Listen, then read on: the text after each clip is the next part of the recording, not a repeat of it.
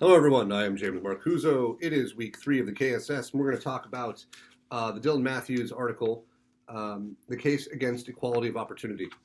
I'm going to be straight with you. I don't like this article for a handful of reasons, which I'll explain. I don't think Vox is a very reputable source of information, because I think you should know. And it's part of our class, and I've debated whether or not just to say, screw it, I'm going to skip it, or whether I'm going to address the arguments and discuss it.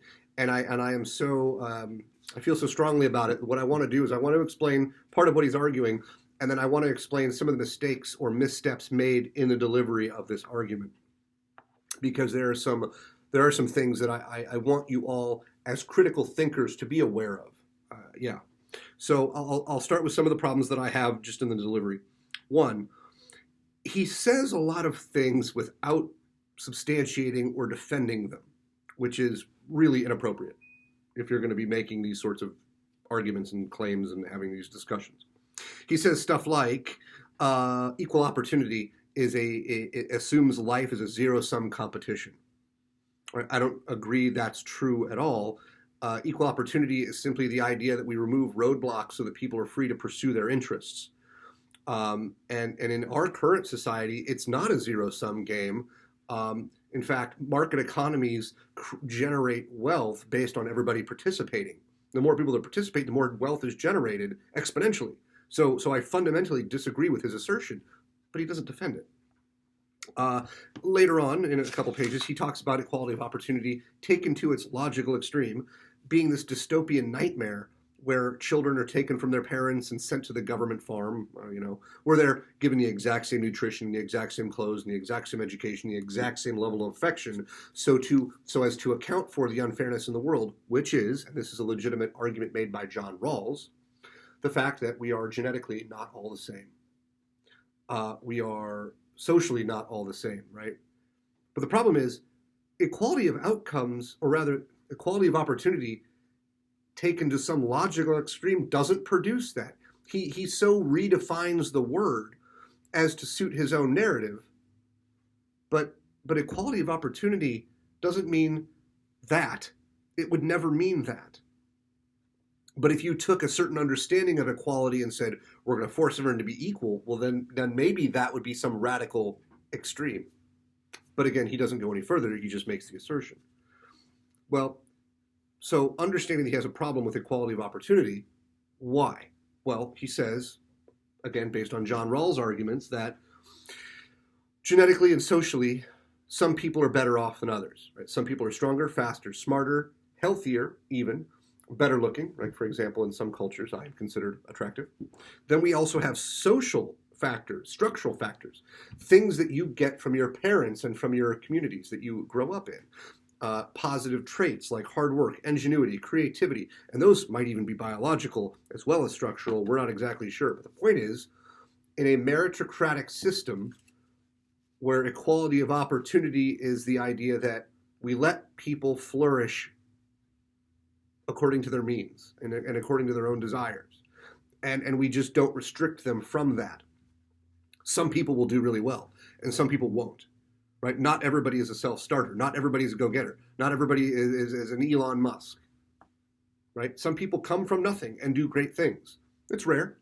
But the fact that it's a possibility is the best circumstances that we've ever had in the world, in human history, ever. Okay, so I don't agree with his assertions there. But he is deeply concerned with the poor and with poverty, much like Barry Knight was, I think, in week 1. And so he wants us to do something to account for that inequality in society and that gap of wealth, I guess. And there are some other problems that he doesn't address or understand, I'm not sure which, when it comes to the overall structure of human society, regardless of what system we organize ourselves by, whether it be feudal, capitalist, democratic, or republic, or totalitarian dictatorship, or whatever. It's all the same. We all have the same small group of people at the top, the majority of people down below, and the resources are starting with the highest concentration at the top and diffusing below. The difference being that in our society, like Western, or even doesn't matter Eastern, but sort of a liberal democracy with some sort of market economy creates the most stuff, so that even the people down the bottom have stuff as well. So what does he want? He wants to be concerned with poor people. He wants to fight inequality. Okay, and he says that equity is some way that we can do this. Now, I don't exactly know what he means because he doesn't really tell us. But I do know that that crazy hypothetical dystopian nightmare that he described with the children on the farms being given all the same stuff, that's what equity actually has produced in the real world, in the communist regimes and the socialist regimes that have tried to create equity in the world, which is the driving principle of the philosophy.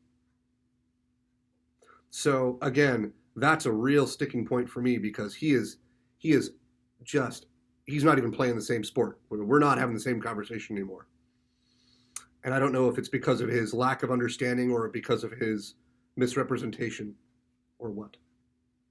In the end of the day, I have problems with articles where I can't say, I disagree with your assertion, your conclusion, because he wants equity of outcomes to be a thing that we embrace. But I don't know what he means by equity of outcomes other than he says it's a benchmark that we can aim for. It's like, well, I don't know what you think equity of outcomes is, but I know that there are many other people that define it quite differently from that in the modern day and in past experiences. So read this and see what you think, but be aware that he creates many straw man arguments or weak arguments for his opposition in the way that he frames equality of opportunity, for example.